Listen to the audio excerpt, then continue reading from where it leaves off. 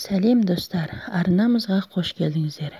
Бүгін біз сіздерге мандариннің пайдасы мен зияны жөнінде айтатын боламыз. Жаңа жыл мандариннің қаптайтын уақыты. Мерекелік дастарханда міндетті түрде мандарин тұрады. Жаңа жылдық тәтті қораптың ішінде де мандаринді салу әдетке айналған. Ендеше тоқсары түсті цитрус дәмді жемістің пайдасы мен зиянын қарастырып көрелік. Мандариннің отаны Қытай. 19 ғасырдың басында Еуропаға жетіп, Испания, Марокко мен Түркияның негізгі өсіретін жемісіне айналған.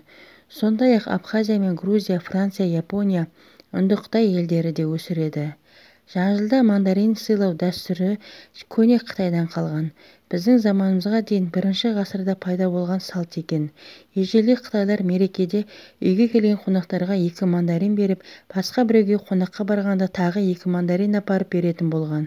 Қытай тілінде 2 мандарин деген тіркес алтын сөзіне ұқсас естіледі. Мандариннің пайдасы. Мандариннің құрамында әртүрлі қышқыл А, Д, К дәрумендері, калий, магний, темір, фосфор, натрий және кальций сынды минералдар бар.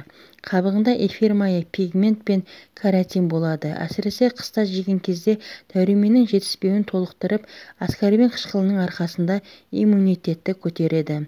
Қабығын суға қайнатып, тұнбасын ішсе, жөтел мен қақырықты жазуға болады. Мандариннің тағамдық құндылығы аз, жеңіл жеміс саналады, бірақ құрамында қант көп. Соған қарамастан салмақ түсіруге, асқазан жұмысы мен зат алмасымын жақсартуға қауқарлы. Мандариннің зияны. Мандарин цитрус жеміс болғандықтан аллергия туғызады. Сондықтан 2-3 жастағы балаларға беруге болмайды.